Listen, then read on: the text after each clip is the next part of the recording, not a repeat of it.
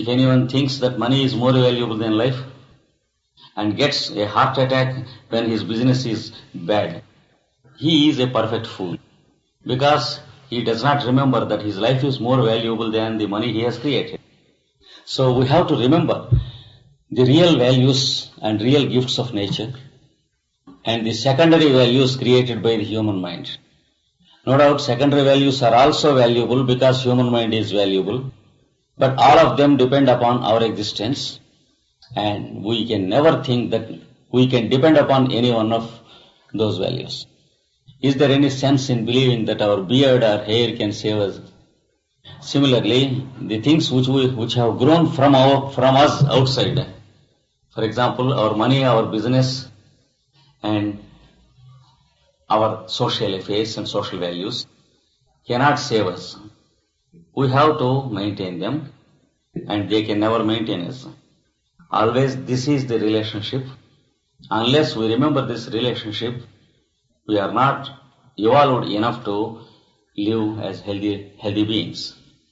And this is a time when there comes a real change in the medical values. We find a great inflation in medicinal values.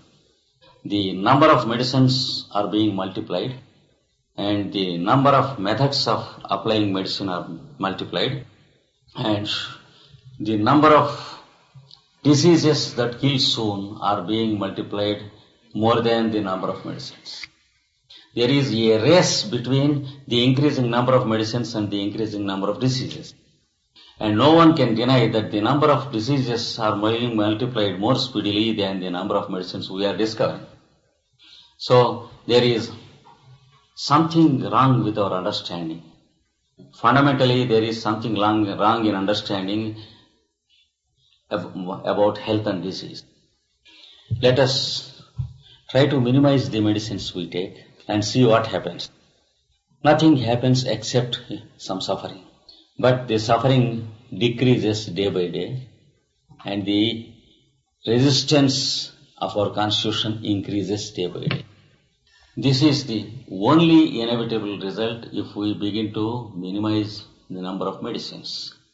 During the past 40 or 50 years, the wave of yoga has come into existence into the Occident, and many people have took to it, practiced it, and made big achievements in it. And those who have made real yoga practice for a very long time, they have inevitably reduced the number of medicines they use, and finally they stopped using medicine. And the result is that they have become more and more healthy year by year. As they have grown older in age, they have grown younger in health. You can see the standing examples in any country, and this is a statistical fact which cannot be denied by anyone. At the same time, the people who are accustomed to take more and more medicines daily are going helpless day by day. Their general health is decreasing day by day. Their resistance has gone down, and the vital force to endure anything has gone down. They live as the thermometers and the barometers to the changes of the atmosphere. Any change in the sky or through the window is recorded upon that person, and no change in the environment escapes without touching the helpless fellow. This is the unhappy experience of those who are increasing and the people of medical science are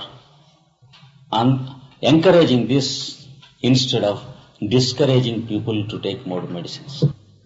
It's most unfortunate that a scientist misleads common man, but we have it in the 20th century, and I don't think mankind has passed such a dark history in the past centuries, that a man of science deceiving a common man for the sake of his commercial motives is not seen in any century, in any country in the past history. Excuse me if I am a bit harsh, but facts can never be denied. Every day The doctors are advising people to take the pills and to postpone the menstrual cycles, and they are playing with hormones without knowing anything of the hormones at all.